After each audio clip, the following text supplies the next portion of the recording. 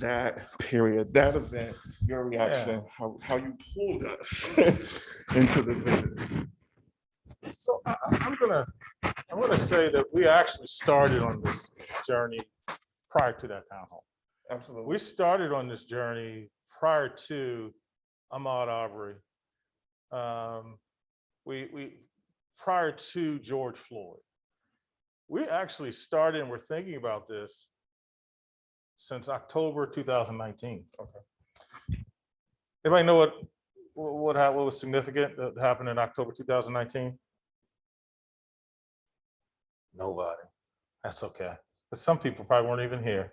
But that's when we had Ibram X. Kendi here. He came and he spoke to, we invited him here. It was a group of faculty and staff that led our MLK committee and notations, and we were able to get the scholar himself, Ibram X. Kendi, here for a conversation about anti-racism. What does it mean? This was prior to this national movement of universities and colleges, because I think I checked it during the time of his visit. There was only one institution that had gone public with this notion of being anti-racist. One at that time. And of course, following the murder of George Floyd, a number of organizations stepped out and took that on. But we had been thinking about it prior to that and having conversations about what does that mean in higher education? What does it mean for us to place us in a position to transition towards anti-racism? So we have been thinking about this. It was just, I mean, the timing of everything that happened, the town hall and everything, as people were coming forward with their stories, the impact of the environment that they've been suffering through for some time, all came through in that town hall. So when you say I had to pull or convince, I'll say that I didn't have to do that much at that point in time because we had done the scaffolding. Okay. Many of the senior leadership had read Kendi's book, How to Be an Anti-Racist.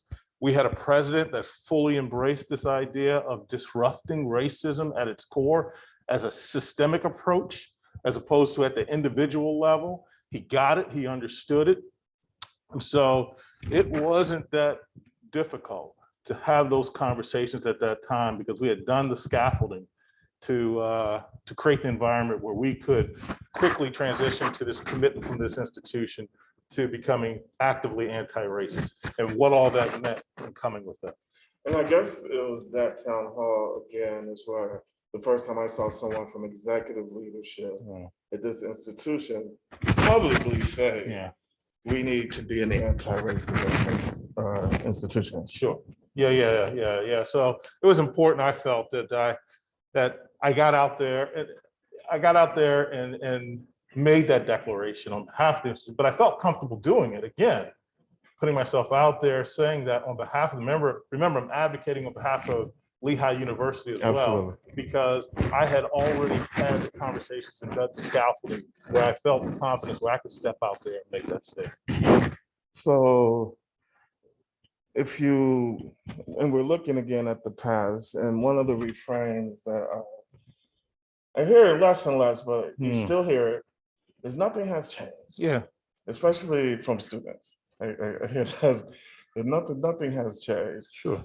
And you got here in 2017, right? Yeah. And so if you walk us through a little bit from when you got here in 17 to where you're at now, what have been some of the milestones of change? What can we point to and we say to sort of knock that narrative down and say, hey, say that?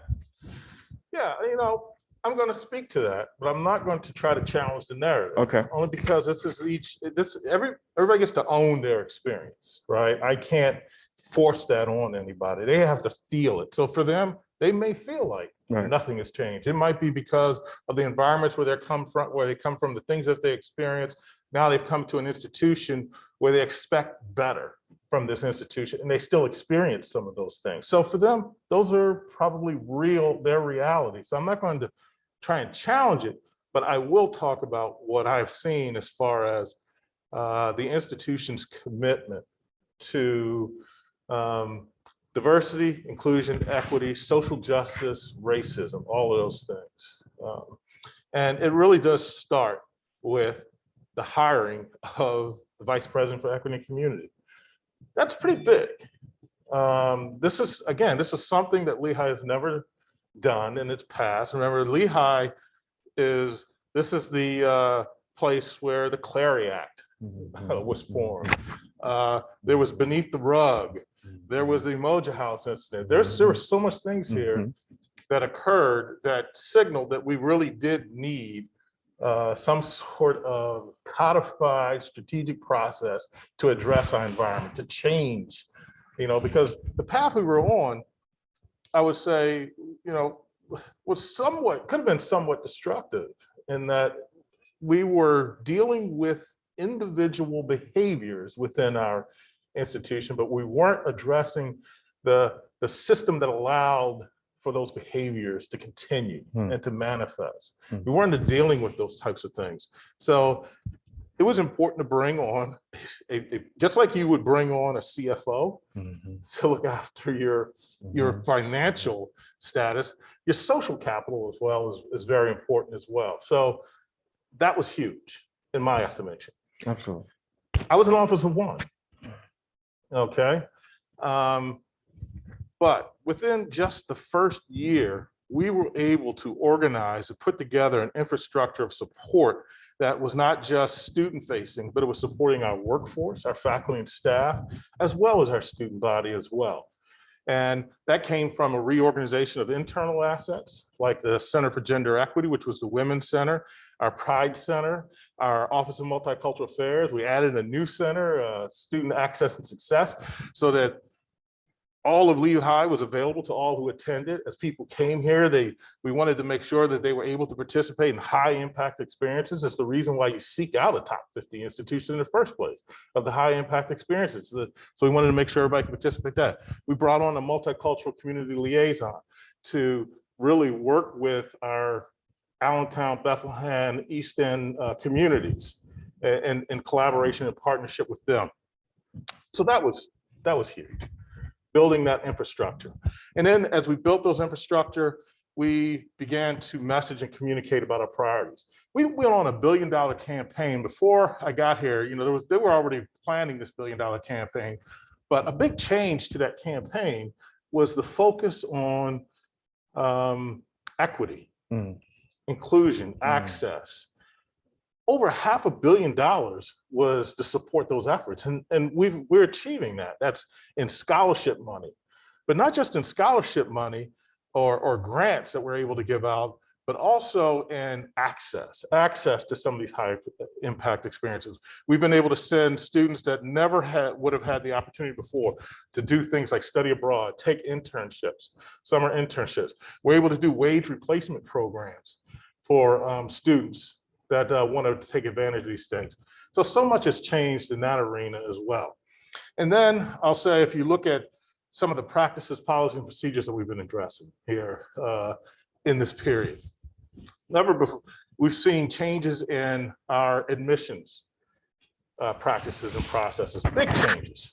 We've seen a dramatic increase in the number of BIPOC students that are now attending Lehigh University. We became a posse campus. We have 4 generations of posse students here now. 4 cohorts, of posse students here now. We're about to graduate our first inaugural class of posse scholars. Phenomenal individuals, We always knew that, but we're posse. We're a GEM consortium, part of the GEM consortium now, NACME. There's so much that I can say has changed in just the 5 short years that we actually stood up this Office of Diversity, Inclusion, and Equity. But that does not mean to say that we're where we need to be. Definitely addressing your question, what has changed? I could sit here for the next 45 minutes and talk about the things that have changed in support of our efforts to be more inclusively, actually more equitable, to address social and racial justice efforts. So if there is, and you just went through, right, if there is this laundry list of change that has happened here on campus, where do you think that disconnect is coming from?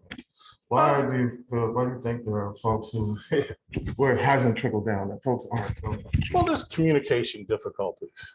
I mean, we are, we are building a strategic plan for communication. We've been moving out doing a lot of stuff. We haven't, sometimes when you're doing a lot of stuff, when you're working, when you're in there digging the ditches and building the structures, you don't have time to communicate about it. We need to do a better job of communicating with folks. I think there are a lot of people that know about this work, but I think they know because they have been supported by this work directly as well. And then also, I just want to also say that when people are saying, nothing has changed, some of these very same people are the people that have benefited from some of these programs, but they're not speaking to that. They're speaking of this. I want to keep going back to this systemic environment of oppression that they still feel in spite of the support that they're feeling. And sometimes, unfortunately, that might be student on student behavior. It might be faculty on student behavior, faculty on faculty behaviors. But, what folks want to know is institutionally, what are we doing to make their environment better, to at least try to deter those types? Because in reality, I don't care how much work, how much effort you put in, you're still going to have bad actors within your community. But what are we doing as an institution, as an organization, to ensure that that type of behavior is not tolerated? It is not seen as a part of our values. And how are we addressing and dealing with it? And finally, and I'll open it up after this question, this past, again, we're still in the past. When we talk about anti-racism in the past, is often one of the things that we talk about is this whole reckoning with the past, right? Like how do we reckon with it? How do we tell the story, the full story? When we think about Lehigh and anti-racism, do we also need to reckon with our past as an institution? Have we done that? Have we started? What do you feel about that? I think we're starting. I think we're starting. Because that's a difficult thing. That's a difficult task to do. Right now, I'll just be honest with you. My focus and the focus of the working groups and the teams of individuals I work with, a lot of it has been focused on forward looking.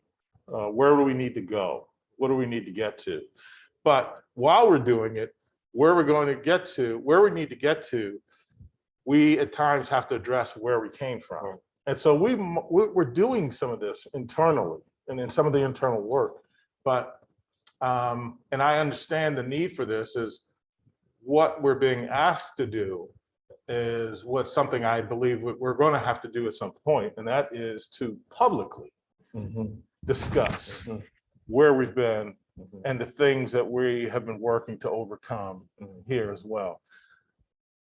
I said that's coming, but first I got to get this plan, this strategic plan out there and operationalize on where we need to go. Yeah.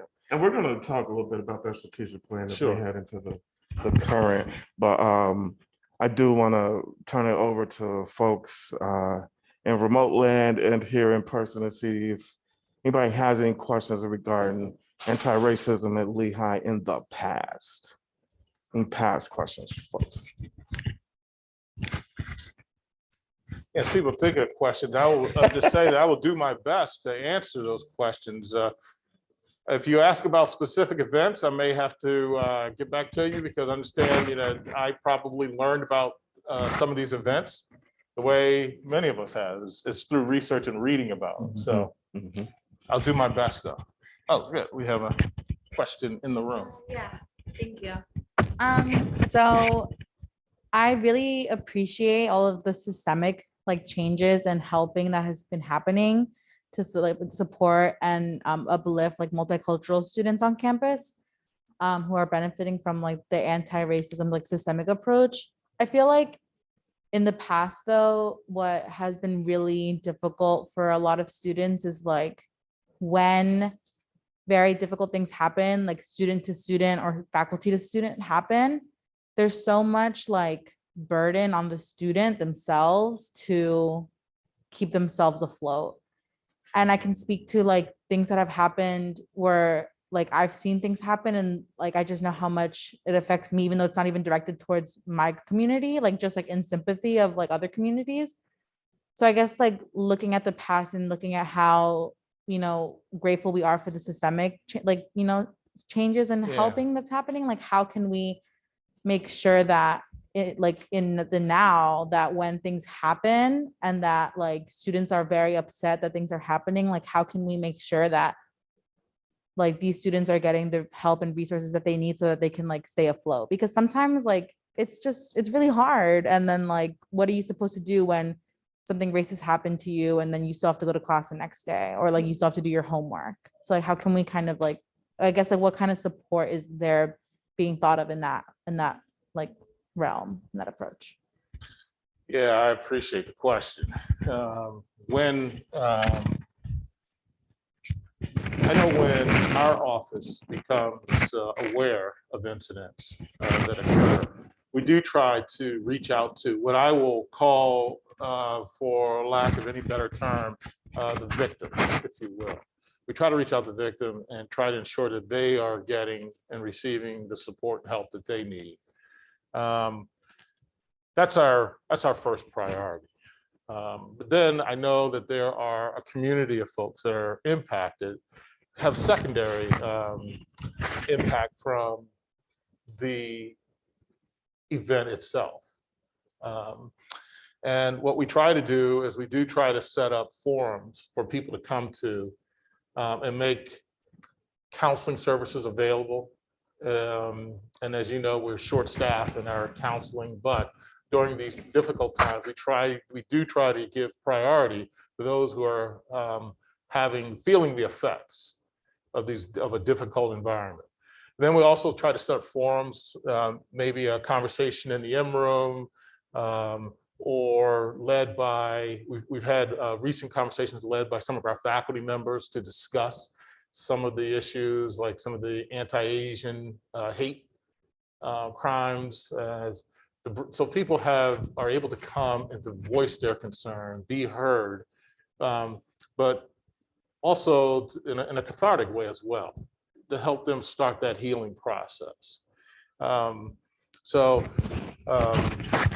Those are some of the things that we try to do. And that's usually when, some of the times the problem is we find out about some of these incidents not through a direct report to our equal employment opportunity coordinator. Sometimes we don't get those reports there. Sometimes we become aware of them because it's something that's come through the grapevine, and we go investigate and we find out that these were valid things, and we try to, so it's sometimes where we find ourselves in a reaction mode. But when these things are reported, this is the tactics we try to use to address the community that's been impacted as well.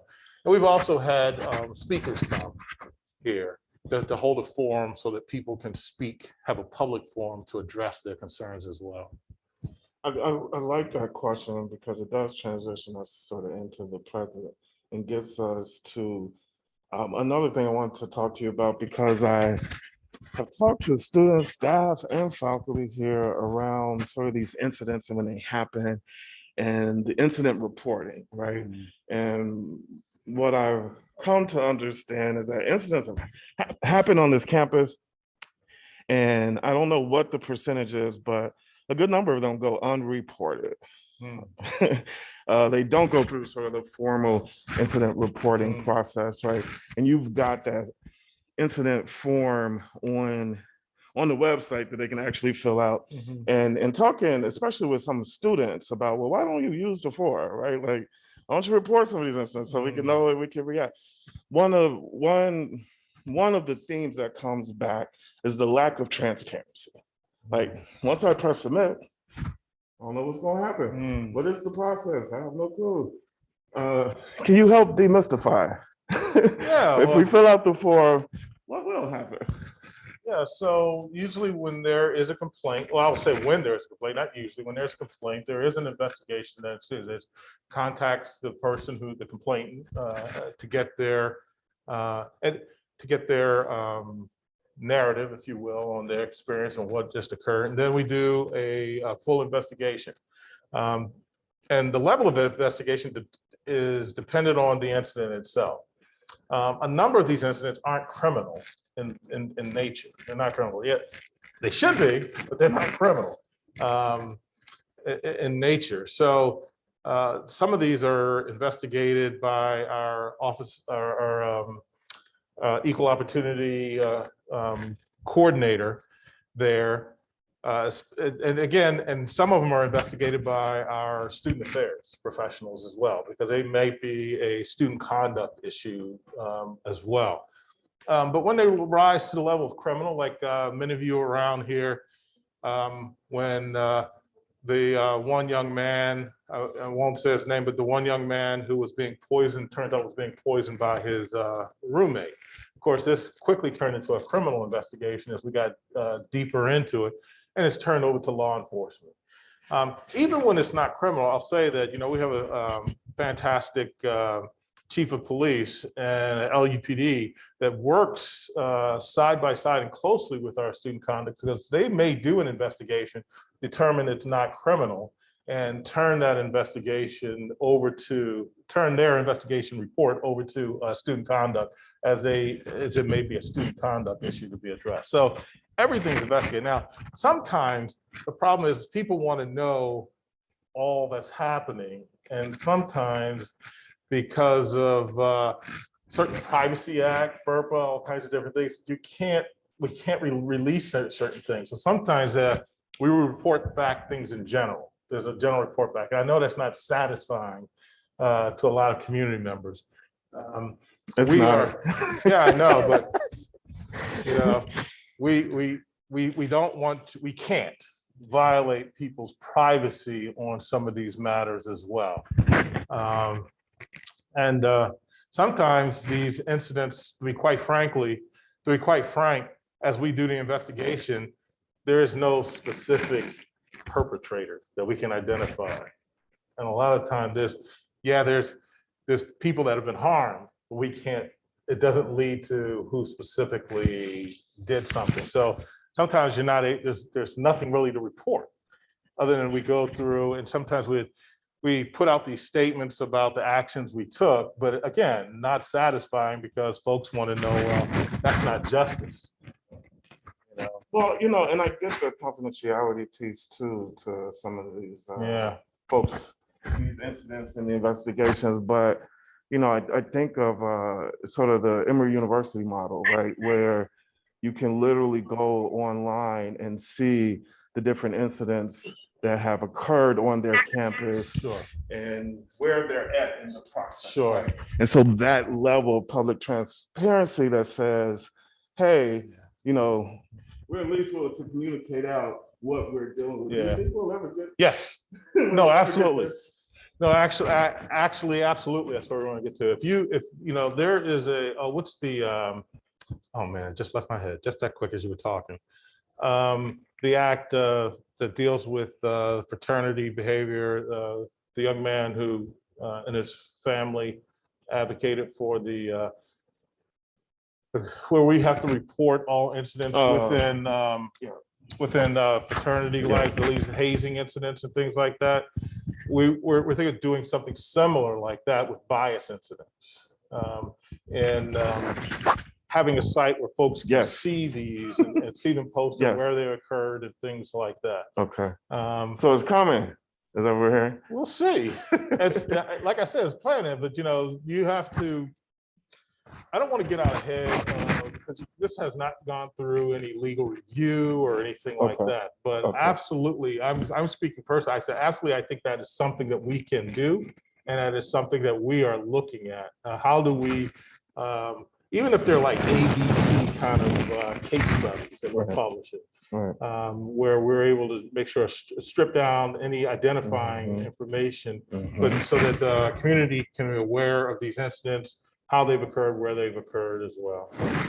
So as we think about where we're at right now at Lehigh with anti-racism, one of the things that happened last semester was the publication and dissemination of that diversity strategic plan, Sure. right? So can you talk a little bit about Yeah. that? And more importantly, because folks, I feel like, we don't necessarily need you to walk us through the plan, right? We can read that. Sure. But instead, can you talk to us about now what? Like, so there's a plan, and so now what? Yeah, so we published a strategic plan last fall, committing to improvement in 4 areas: enhancing our culture, improving our infrastructure of support around diversity, inclusion, equity, anti-racism, social justice, um, bringing broader diversity to our faculty and staff, as well as bringing in more diverse classes,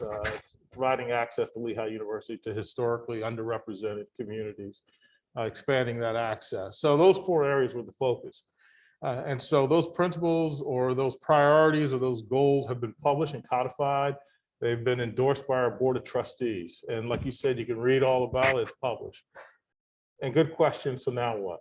What has been happening since that time is, so now we need to put together the actions, right? That's going to support that, the outcomes, right? The outputs, the metrics, the key performance indicators. How are we going to do all this, and how are we going to assess whether we're making progress? Well, we're developing our KPIs and metrics process in cooperation with an outside consultant, EAB, we brought in to help lead our working groups. We have community working groups formed by our CEC, has helped form that, and those working groups, and they have been working on developing our metrics and key performance indicators and actions and accountabilities to realize the goals that we set out in the strategic plan. They have been through multiple workshops with EAB on how you develop metrics, best practices, looking at other plans and other institutions.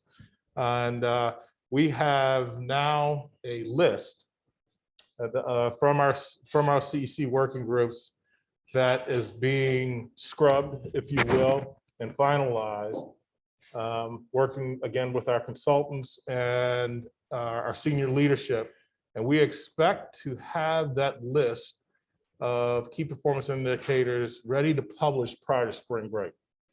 The bulk of the work has been done now, and it's, like I said, it's a list of action items that community members have weighed in on, that would like us to focus on trying to achieve success in those 4 areas. So that's where we are right now. So, And that, by the way, that action plan is going to be published to the same site where the strategic plan is. And also that is also a site that you're going to be able to go to and see how we're doing. So you talk about transparency. What is the demographics of our faculty? What is the demographics of our student body? What resources are we putting towards diversity, inclusion, equity, social justice? and you're saying all of that information is going to be made public on this site? Absolutely. And this is happening when? By we think by before folks come back from spring break. Oh, that's exciting. Yeah. Especially from a person who, like, every year is trying to hunt down some of this information through all of the various outlets. That's very exciting. And one piece on the strategic plan, right? So when it dropped, I remember talking to a lot of BIPOC students, and part of their critique was like, where's the meat on this thing, right? Like, we get the goals, but so then where's the meat? What do we need to do? Where's the call to action? And if I understand what you just told us, that there's a whole process right now that's being developed with folks who are filling in, right? Putting that meat on and deciding what that process could look like. When I'm talking to these students, I'm often encouraging them to contact you directly, to contact the CC directly, to get into the process, right? So that folks are not planning for them, but planning with them. If you are, for a BIPOC student on this campus who wants to get involved, how would they do that? Oh my goodness. I think there's a couple of ways. I always encourage folks, and I know when I say this, I get eye rolls from some of our student body, so I could feel it already. But I've been in academia for 30 years now, and I've been saying the same messages. There is a governing body here for students that is set to address the issues and concerns of the entire student body. And they're set up to work with administration on student concerns and advancing and addressing student concerns. And that is the student government. Got to find a way to participate more in that process so that the concerns of all individuals are represented in our student government. Okay. The other thing is I'll say is get involved with our Council for Equity and Community. Become a part of that. Every year the CEC is trying to recruit students to participate. Dr. Hall, our VP for Student Affairs, has nominated students, many of our BIPOC students, to sit on that committee. And we ask that our students participate, because our CEC serves as an independent advisory body to the Vice President for Equity and Community, but they advocate on behalf of the entire community, So I ask students to get involved with our CEC as well.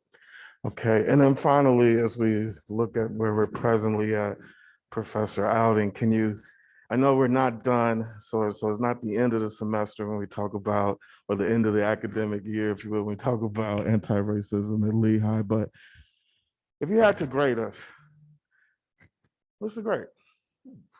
Man, that's like asking for your grade at the midterm. Right.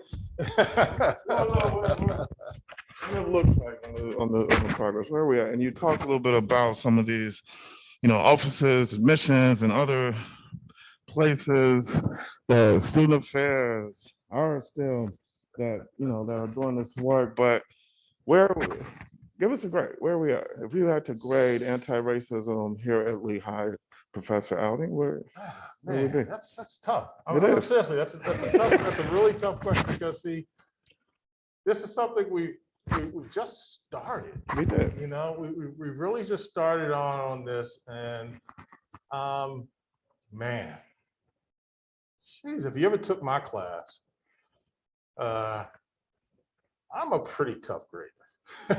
Never took your class, but I had a feeling. Early on, I'm a pretty tough grader. So being as tough as I can, if you're going to force this issue, I'm going to be extremely tough and critical. And understand, I'm being critical of myself. Because Absolutely. remember, I'm the executive leader that's in charge of leading this effort. Right. So the grade reflects everybody. That's right. Absolutely. And so, I would go ahead and say that this is at a B right now.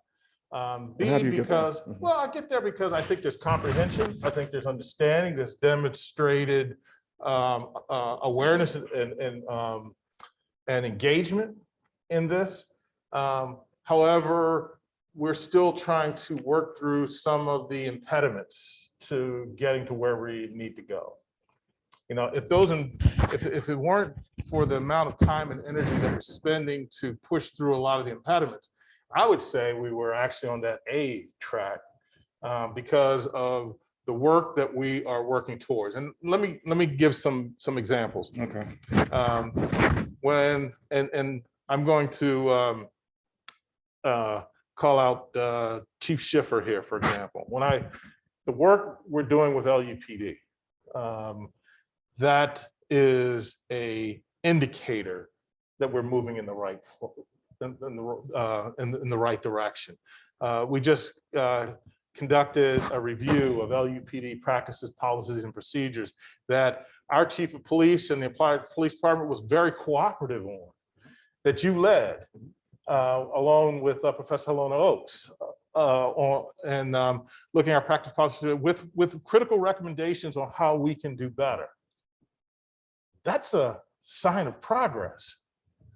For those of us who were here some time ago, that's not something that I think people would have imagined it would have happened.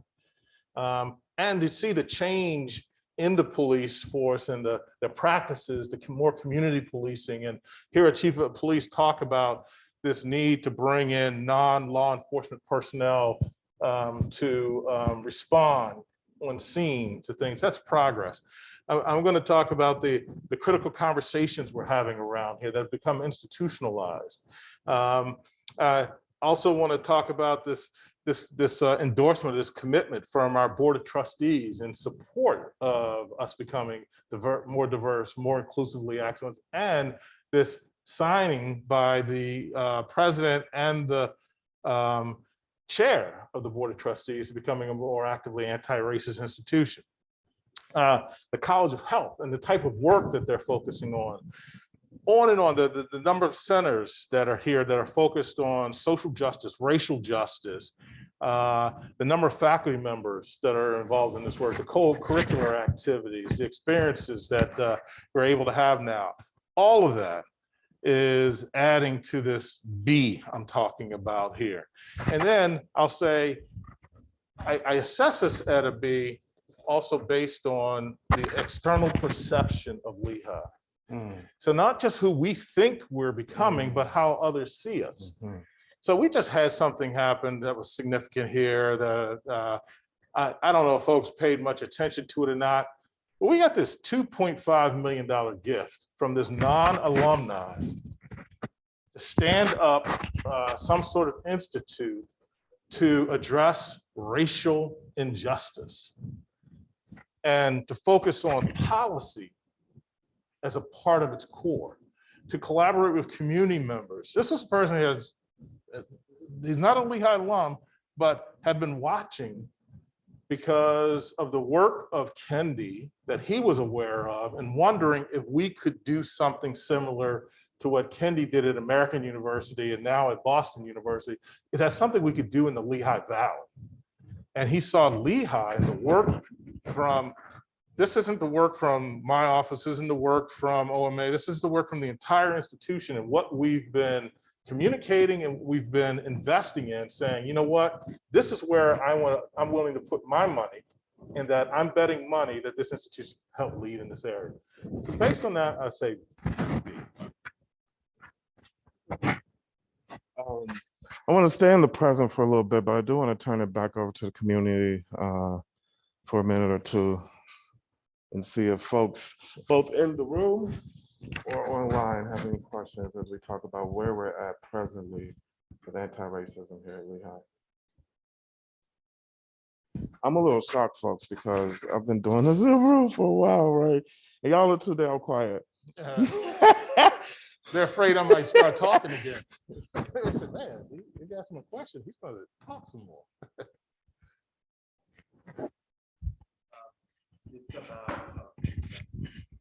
Excuse me, I'm gonna turn away from the screen here, the camera. Just about the external perception of Lehigh that you were talking about. What? I'm sorry, my ears. Oh, sorry. Yeah. So thinking about the external perception of Lehigh, and you're talking about this, non-alumni donating. What about, because I read like a recent article about the way the residents of Southside Bethlehem view Lehigh, and you think that just like kind of, is that in part of consideration? I don't know. Oh, absolutely. That's just one data point though also. Yeah. I'm going to say that. And I read that article too, and I found that significant enough that I want to better understand what's behind it, right? Because it was one story, one family that they focused on in that story. And I want to make sure I better understand our town-gown relationships. But also say that, again, addressing our past. If you look at our past, before any of us were here, you, me, many people other than maybe some folks on this call, or Dr. Henry Odie, who I like to say has been here for a long time, our relationship with our community was horrible, horrible. It was a very antagonistic relationship. I would argue that relationship has changed dramatically. Yes, there are some things we areas of improvement, but we don't have that antagonistic relationship with our community. We have been, you look at the work that Carolina Hernandez and her folks are doing in the community service office through community schools. Our relationship with the Bethlehem public school system it couldn't be better, with Joe Roy. Our relationship that our past president had with Mayor Bob Donchez. Phenomenal. Our relationship with the Chamber of Commerce, phenomenal, on and on. So there's our South Side initiative that many of our faculty and staff that have committed time to. I would say that our relationship with our community is much better. Is there room for improvement? Absolutely. There's always room for improvement. But I would say that it is not in a crisis state. I think we're in a very good space. We have a new mayor. We just met with members of his office most recently, as we just had conversation. We want to continue to work on those relationships. And many of us also sit on a number of the boards out there. I want to mention one more thing, because I'm sorry, and I apologize, because things pop in my mind that I forgot to mention. That is, we gave a $250,000 grant to CACLV, the Community Action Council of Lehigh Valley. I probably messed that up, but it's a grant that funds the Rising Tide loan opportunity. And so these are $250,000 in loans that go to groups within the mainly South Side, but within the Lehigh Valley community that have historically had trouble accessing small business loans that want to get started. And we have over this last year and a half, worked with CLCV to put priority on getting these loans to BIPOC businesses. So another big change in a way that we're trying to support our community as well. Thanks. Thank you for the question. But yes, it's very important. All right, so I'm gonna read a question that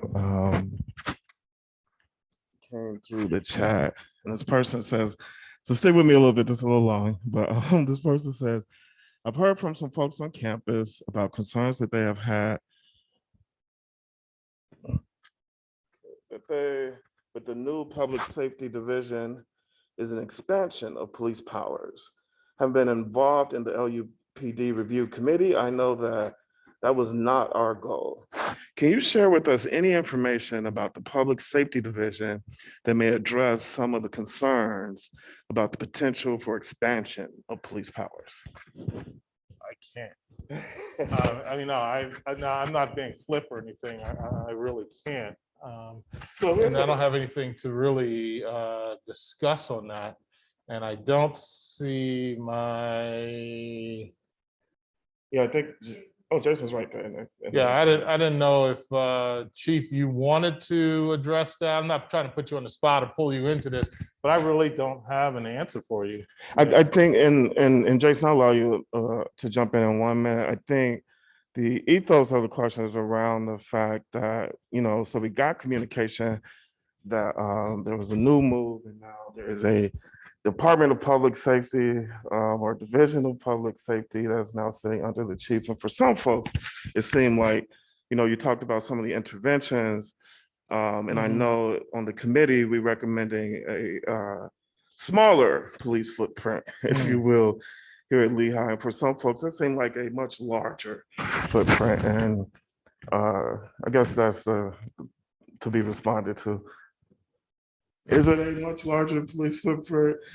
It looks like an expansion. Is that where we're headed? Okay. Yeah, I can speak to that briefly. That's all right. Thanks, Jason. I appreciate it. So it is the furthest thing from an expansion of police powers.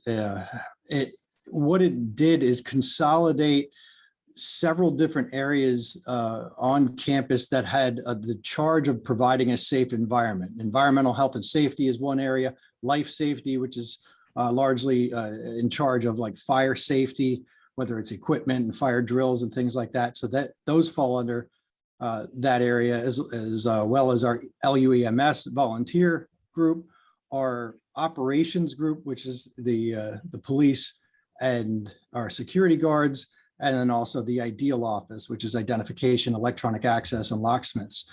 So the effort was to coordinate across those various areas to ensure that they're groups that were traditionally working together, but they were in all different silos, if you will.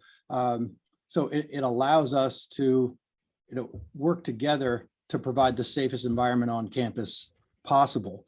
I view it as much more of a divestment of the LUPD power, essentially, where it's not, what I want to get away from is the words call LUPD for everything that occurs on our campus.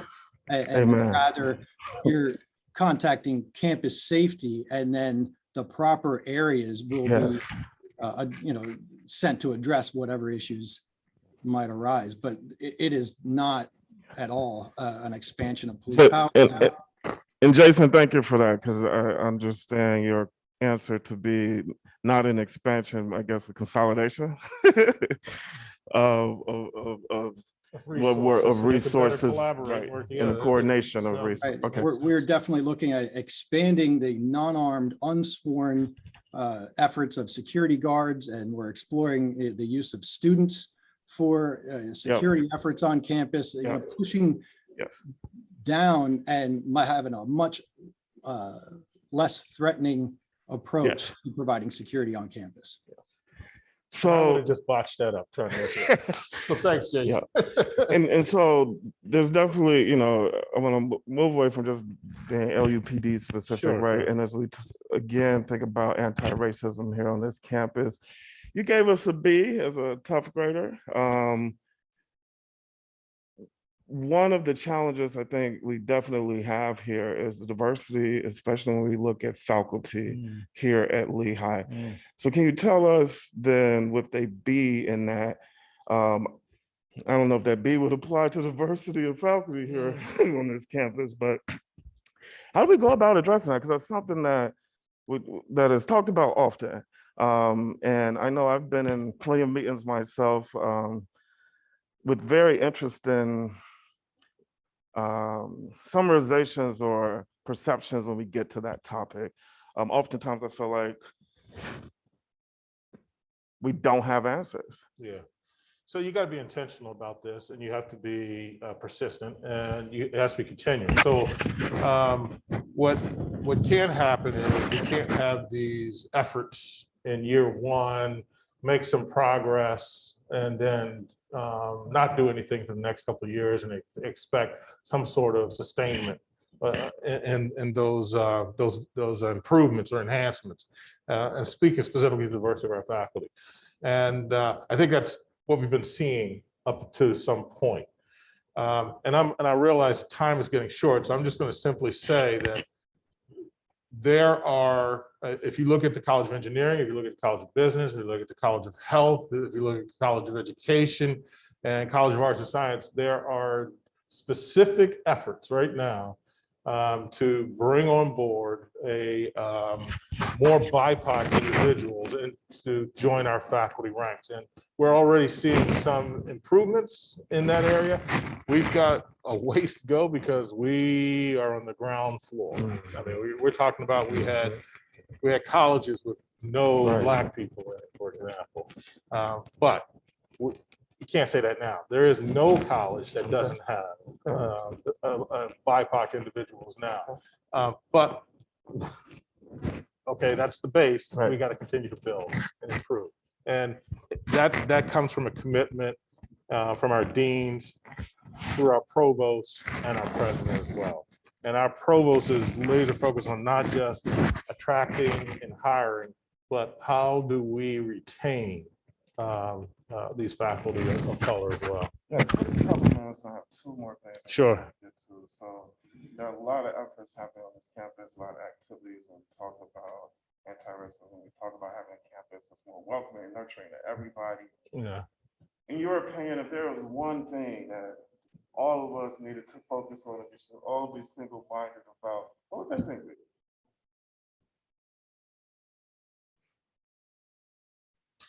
Well, me, I'm always an advocate of focusing on self-development, self-awareness, and your role in this ecosystem, and what are you contributing or taking away from. So I'm always emphasizing self, even with myself, even in the work I do, I'm always focused on reading and researching and understanding and self-development so that I can do the work, advance the work. If you're not doing that, you have to question, are you really additive to this, or are you just kind of swimming in the pond, right? And benefiting from it? Are you giving anything to it as well? And so I start with self-development, self-awareness, engagement as well. But again, with the self, get engaged, get involved, educate yourself, read, have those critical conversations with groups or individuals that you were concerned about having. So that's where I always start there. So one of the things we got to do out of my office for the first time was this BIPOC retreat, right? That happened last semester. It was a really great experience. Yeah, it was. BIPOC students, staff, faculty, administrators, Yeah. all from one location, sort of make connections and have the conversations that we tend to have in our corners. Right. And it was at that retreat that you spoke about this idea of shrinking your blackness. Remember that? Now I know that there we were sort of having, if you will, a home conversation. But to close us out, and I want you to close us out in this way. Can you speak to us about what that means, shrinking your blackness, and why it's a problem? It is something that many of us Black people experience, especially, and this is, I speak as a person who identifies as a Black male, cisgendered male. Oftentimes in situations, you find that you have to adapt to your current environment. And you have to appear non-threatening, non-aggressive, whether that's in tone or stature.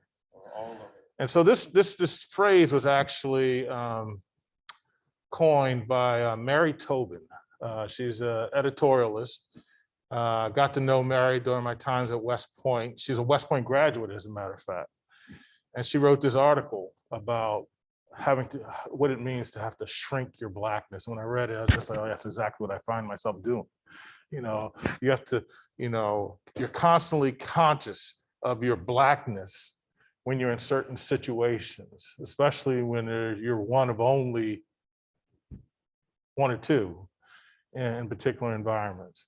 And so that's what I meant when I talk about, for those of us who have to adapt to a predominantly white culture, what that looks like. I actually mentally and sometimes physically find myself having to shrink my blackness. It's unfortunate. I think we all have at some point, and I hope that this is encouragement to stop doing that. Yeah. I want to thank everybody for this session. I want to thank you, sir, for being willing to sit down and walk through all of the different questions and topics. We appreciate you. We appreciate y'all for joining us, and catch us next week, folks, as we will have Scott Ellsworth, author and historian, as we talk the Tulsa Massacre next week. So please catch us at noon next week. We'll see you then. Thank y'all. Hey, shout out to all of y'all. Thank you very much. Quick shout out to that guy there in one of the squares with the blue shirt on and the glasses that's making the funny face and waving. If he looks like me, that's my brother. Hey, bro.